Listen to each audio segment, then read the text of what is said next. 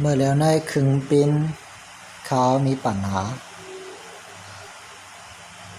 มันเตะกับพริบตรงแล้ว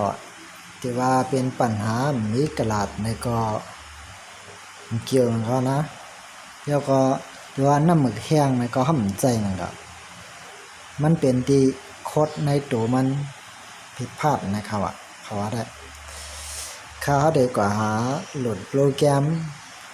ในอินเทอร์เน็ตแท้มาเกะโคดมันนะครับเนาะ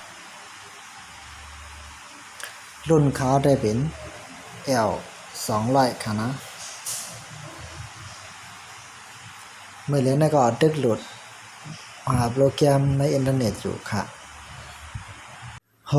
ตัดได้มาเลยมาโปรแกรมนำง่ายๆซุ่มขยามนำยากกว่าหามาในเน็ตค่ะนี่ตอนแล้วเลยโปรแกรมมันมายาวค่ะโปรแกรมมันได้ที่เป็นตัวใดสุดนะคะนะของเขาเป็น N20 ค่ะเนาะเขาเลยลบโค้ดไปที่อย่างเมื่อกี้โอเคเข้มแบบก็กับนะครับแต่ขึ้นมานี่ลายมันค่ะเนาะเข้าในงานโปรแกรมมาแล้วก็โอเคเปิดโปรแกรมมันขึ้นเนาะพอยากเลือกตีตัวไหนพังไหมครับพอยากแถวไหนเลือกเครื่องปิ้นค่ะเนาะของหาเป็น L200พอยากติ๊กโอเคพอยากมาเลือกภายใต้นะคะเนาะแถวนั้นค่ะเลย this in back contra COUNT ยาวติ๊กยาวก็โอเคพอยากเขาได้คิดถูกกันในกันนะยาวเขาได้เช็คก็เช็ค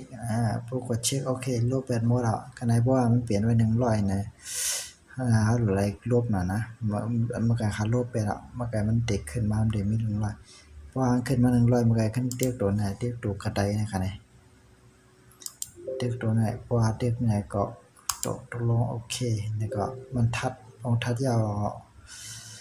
มันว่าให้เฮาปิกครึ่งเฮานี่ค่ะเนาะมือจ้ามันได้เลี้ยงไว้ค่ะครับมันก็ขาปิก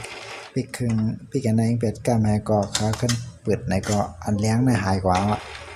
เลี้ยงข้างๆมันได้หายกว่าเห็นไหมครับนะครับเพราะอันเลี้ยงข้างๆหายกว่าโอเคเข้มเดียวกันเนาะอันนั้นเขาขึ้นลบ8แล้วโปรแกรมได้ปิกเสร็จแล้วค่ะกำลังขึ้นใจการในเหมือนเก่าค่ะเนาะอ๋อค่ะกำลังขึ้นใจการในเหมือนเก่าค่ะเนาะโคตรมันผิดพลาดโอเคโคตรมันยาวนะครับเนาะส่วนโปรแกรมในก็เขาได้ฝากไว้ใต้ลิงก์ใต้วิดีโอนะครับเนาะหนัง